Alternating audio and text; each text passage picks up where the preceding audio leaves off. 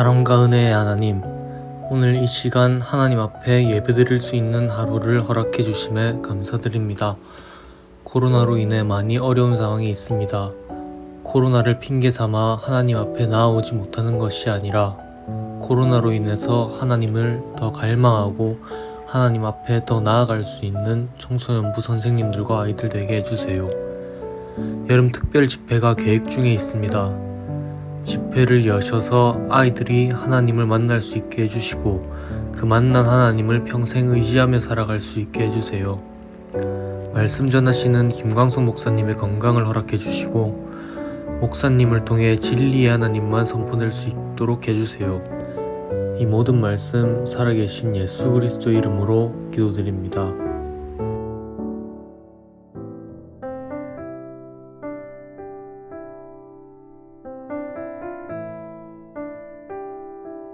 그때의 미디안과 아말렉과 동방 사람들이 다 함께 모여 요단강을 건너와서 이스라엘 골짜기에 진을 친지라. 여호와의 영이 기드온에게 임하시니 기드온이 나팔을 불매 아비에셀이 그의 뒤를 따라 부름을 받으니라. 기드온이 또 사자들을 온 므낫세에 두루 보내매 그들도 모여서 그를 따르고 또 사자들을 아셀과 스불론과 납달리에 보내매 그 무리도 올라와 그를 영접하더라.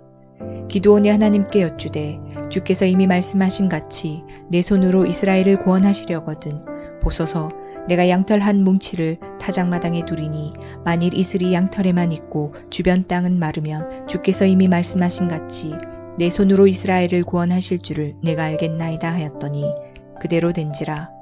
이튿날 기드온이 일찍이 일어나서 양털을 가져다가 그 양털에서 이슬을 짜니 물이 그릇에 가득하더라.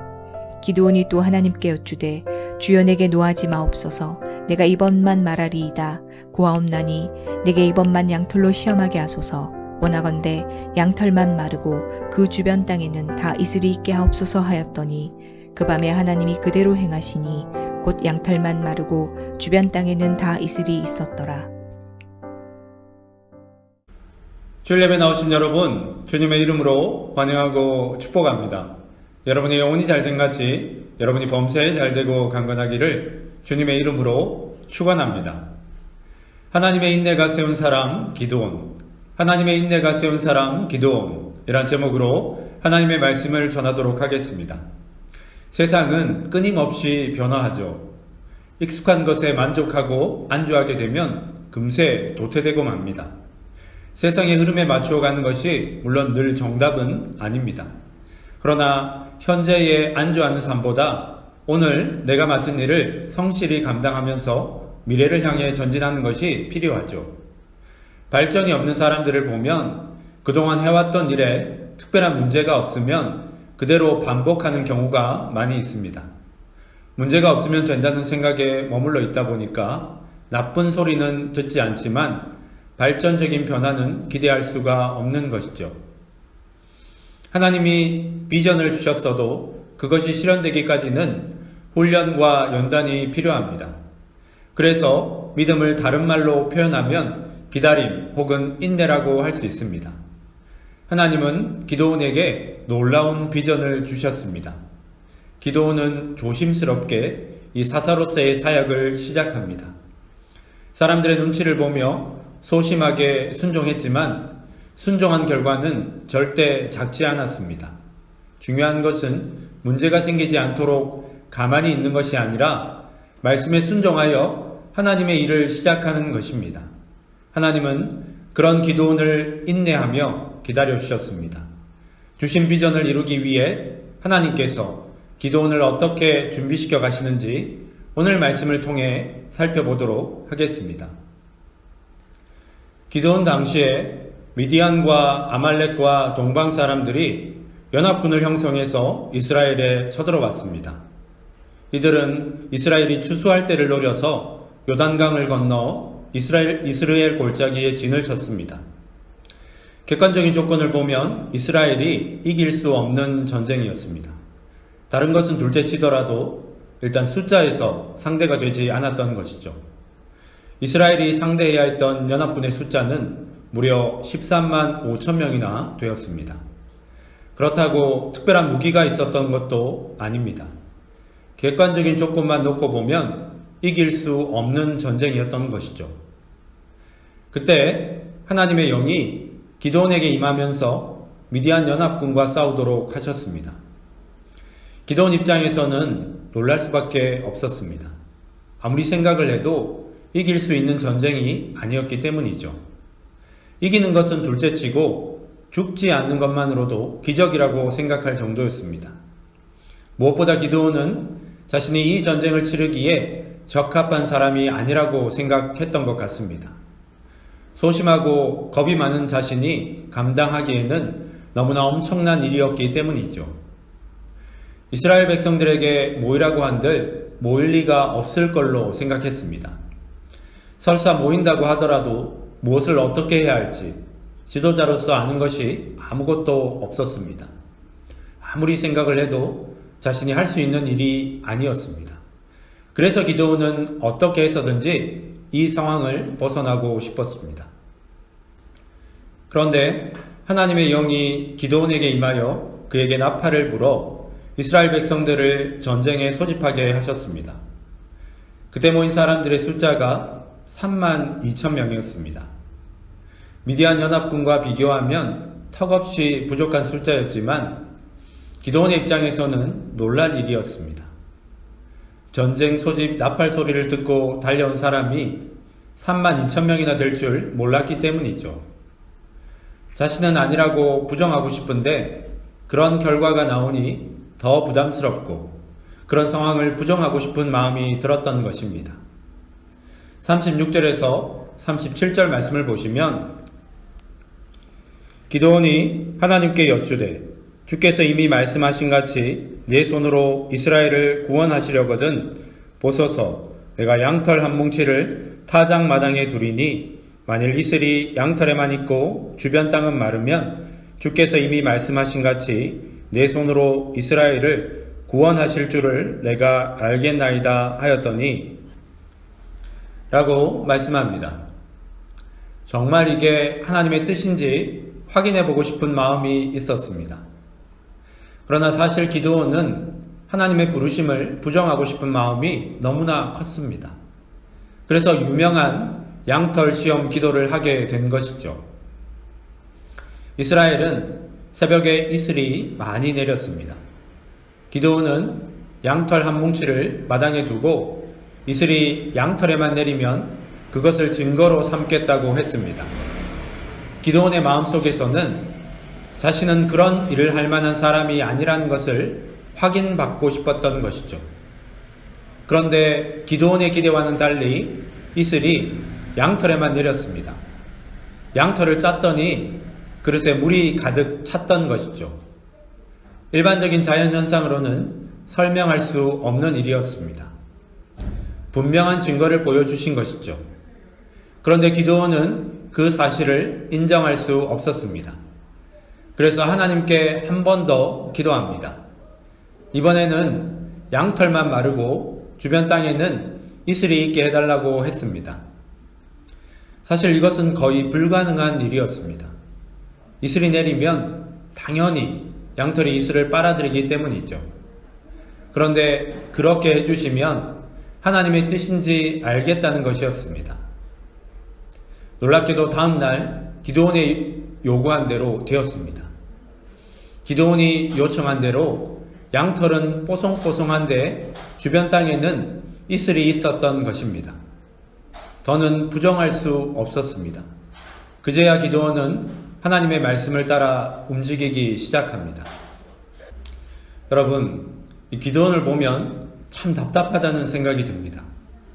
그러면서 한편으로는 하나님의 인내심이 대단하다는 생각도 하게 됩니다. 하나님이 저렇게까지 하실 필요가 있나 싶은 생각이 들 정도죠. 그런데 만약 여러분이 기드온과 같은 상황에 처해 있다면 여러분은 어떻게 하시겠습니까? 한 번만에 즉시 순종하실 수 있겠습니까? 남의 일이라고 생각하면 쉬워 보이는 것도 내 일이 되면 어렵습니다. 멋지게 쓰임받고 싶은 마음은 있는데 자기 모습을 보면 그런 일을 감당하기에 너무 부족하다는 생각이 듭니다. 머리로는 순종해야 한다는 것을 아는데 마음이 쉽게 움직이지 않는 것이죠. 우리 눈에는 답답해 보이지만 기드온은 자신이 할 수 있는 최선을 다했습니다. 자신과는 상관없는 일이라며 모른 척 할 수도 있었을 텐데 기도하며 하나님의 뜻을 구했습니다. 하나님은 그런 기드온을 책망하고 꾸짖으시기보다 인내하며 기다려주셨습니다. 하나님은 부족한 기드온을 통해 이스라엘을 구원하기로 작정하시고 그를 훈련시키셨습니다. 참고 기다려주셨습니다. 하나님은 함부로 사람을 포기하시는 분이 아닙니다. 내가 하나님을 붙드는 것 같지만 사실 하나님의 붙드심으로 우리가 여기까지 올 수 있었던 것입니다. 두려움과 염려, 의심과 불안이 밀려올 때 우리가 해야 할 일은 하나님 앞에 엎드려 기도하는 것입니다. 누구나 용감하고 담대하게 기도하고 싶은 마음이 있습니다. 말씀 앞에 주저없이 반응하고 싶은 마음이 있죠. 그런데 막상 어려운 문제를 앞에 두고 기도하면 순종한다는 것이 쉽지 않습니다. 믿음으로 반응한다는 것이 쉬운 일이 아닙니다. 기도하면서도 의심과 염려가 마음속에서 떠나질 않습니다. 기도하는 내내 마음속에서는 전쟁이 일어납니다. 주님, 왜 하필 접니까? 라는 원망도 나옵니다. 그런데 그렇게라도 기도하는 사람이 결국 쓰임받습니다. 남이 보기에는 수준이 낮고 부족한 것처럼 보여도 하나님 앞에 씨름하며 자기 생각을 내려놓을 줄 아는 사람이 결국 쓰임받습니다. 능력은 자신에게 있는 것이 아니라 하나님께 있습니다. 기도하는 우리는 연약하지만 하나님이 우리를 붙드시면 길바닥의 돌멩이도 다윗의 물맷돌이 되고 널브러진 막대기도 모세의 지팡이가 되는 줄 믿으시기 바랍니다. 지금 내 모습이 어떠한가 보다 더 중요한 것은요, 누가 나를 붙잡고 계시냐는 것입니다. 거기서부터 하나님의 역사가 시작되는 것입니다. 하나님의 부르심에 순종했으니 이제 특별한 역사가 일어나야 하는데 결국 염려했던 일이 벌어집니다. 기드온이 전쟁을 소집하는 나팔을 불자 3만 2천 명이나 되는 사람들이 싸우겠다고 모였습니다. 많은 숫자였지만 미디안 연합군에 비하면 턱없이 부족했습니다. 그런데도 하나님은 그것도 많다고 하셨습니다. 그래서 남은 숫자가 300명이었습니다. 300명으로 13만 5천 명의 군대와 전쟁을 해야 했던 것이죠. 분명히 하나님의 응답을 받고 시작했는데 마주한 현실은 훨씬 더 암담했습니다. 순종하면 곧바로 기적을 베풀어 주실 줄 알았는데 상황은 더 어려워지기만 했습니다. 순종한 자신이 오히려 바보처럼 느껴지고 어리석었다는 생각마저 들었습니다. 그런데 하나님께 전쟁의 승패는 중요한 문제가 아니었습니다. 왜냐하면 하나님은 무조건 이 전쟁을 승리로 이끄실 것이었기 때문입니다. 중요한 것은 사람의 힘이 아니라 하나님의 힘으로 이겼음을 아는 것입니다. 전쟁하는 이스라엘 백성들이 가져갔던 도구는 창이나 칼이 아니라 나팔, 항아리, 횃불이었습니다. 숫자도 부족한데 무기라고 할 수 없는 것들을 가져가게 하셨던 것이죠. 이걸로 어떻게 전쟁을 한다는 건지 도저히 이해가 되지 않았습니다. 그런데다 한밤중에 이 나팔을 불고 항아리를 깨뜨리며 소리를 지르도록 했습니다. 적들보다 숫자가 많은 것도 아니고 탁월한 무기가 있는 것도 아닌데 이상한 작전을 요구하신 것이죠. 그런데 기드온은 처음 모습과 분명히 달라져 있었습니다. 기드온은 더 이상 자신이 이해할 수 있는 설명이나 표적을 요구하지 않았습니다. 하나님의 기다려주심으로 말씀 앞에 의심 대신 믿음으로 반응하는 사람이 된 것입니다. 기드온이 큰 승리와 영광을 얻게 된 데는 하나님의 인내와 기다림이 있었습니다. 하나님의 인내와 기다림이 기드온을 믿음의 사람으로 세우신 것입니다. 기드온의 이야기를 통해서 우리는 이 전쟁의 주인공이 기드온이 아닌 하나님이라는 사실을 확인하게 됩니다. 고린도전서 1장 27절에서 29절 말씀을 보시면, 그러나 하나님께서 세상에 미련한 것들을 택하사 지혜 있는 자들을 부끄럽게 하려 하시고 세상에 약한 것들을 택하사 강한 것들을 부끄럽게 하려 하시며 하나님께서 세상에 천한 것들과 멸시받는 것들과 없는 것들을 택하사 있는 것들을 폐하려 하시나니 이는 아무 육체도 하나님 앞에서 자랑하지 못하게 하려 하심이라 라고 말씀합니다. 소심하고 겁이 많은 기드온도 하나님의 손에 붙들리자 민족을 구하는 지도자로 세우셨습니다. 하나님은 우리에게 특별한 자격과 조건을 요구하시는 것이 아니라 말씀 앞에 믿음으로 순종하기를 원하십니다. 순종함으로 따르는 자가 하나님의 역사를 보게 하십니다. 기드온을 큰 용사라고 부르셨을 때 기드온 자신조차도 그 말씀을 믿을 수가 없었습니다. 그래서 말씀을 듣고도 표적을 구하며 도망칠 생각만 했습니다. 말씀 앞에 머뭇거리며 자기 자신조차 인정하지 못하던 그런 인생이었습니다. 그러나 두려움 앞에서도 말씀에 반응하여 믿음의 걸음을 내딛자 하나님은 이 기드온을 하나님의 큰 용사로 사용하셨습니다.